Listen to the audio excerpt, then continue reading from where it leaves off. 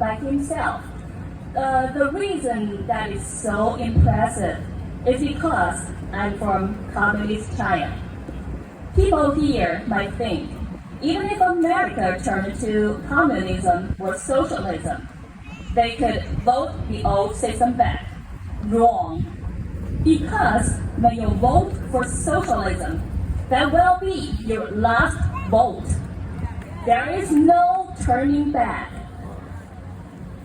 So that is why it is so impressive, impossible to see anyone knock on your door to ask if he can put a sign in your yard in China. I have had Americans ask, if China does not do elections, how do they run? I replied by dictatorship. There is one party. They decide everything. They own everything. They are present in every part of your life. Factories, hospitals, schools, police stations, military, and they send their minders in those offices to tell you what to do and what to think.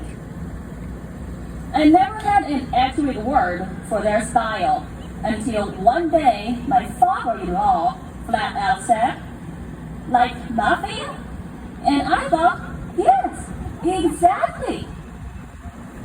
A society like that, without free market competition, people are not motivated to create and improve. They are holding all the power and resources while the policies are completely wrong. A country can easily fall apart. Then it is time for them to use force and lies to cover it up and throw objectors in jail or physically erase them. They have the army and the media. People have no power and no voice.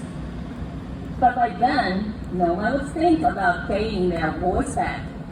Instead, everyone only thinks about surviving. Your entire family crowded in a tiny place. You work the job given to you by the party. The income can barely cover your basic needs.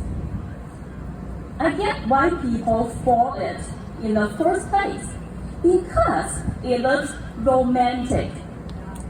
But when you step in, it is really just an abusive relationship. They keep their promise to make everyone equal, but it's just equally miserable. Perhaps the picture I have presented is different from the China you heard about. That is correct, because what I have described is the general picture of socialism.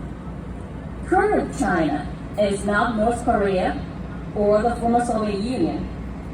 Throughout my life, I have witnessed a peculiar change of this socialist country. The world has not done business with China. They have always been doing business with the Chinese Communist Party. 0.74% of Chinese are holding over 80% of the wealth in China. They are called Red Noble. Or in other words, 1.5 billion people are kidnapped by 500 powerful families. They sacrificed the nation's freedoms and built a tiny bit of Europe here and there and left most of the country in a third world wasteland.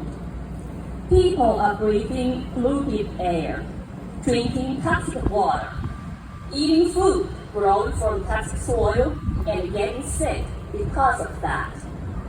But what is worse than this is they have poisoned people's hearts. Since no religion is permitted, material things are the only thing to hold on to, which only means you sell more of your soul to the devil. When you struggle too long and too hard, the bottom line alerts. Everything can be fake, from eggs and noodles to bridges and buildings. Everyone can be scamming you. You never know who is going to lie to you for benefits.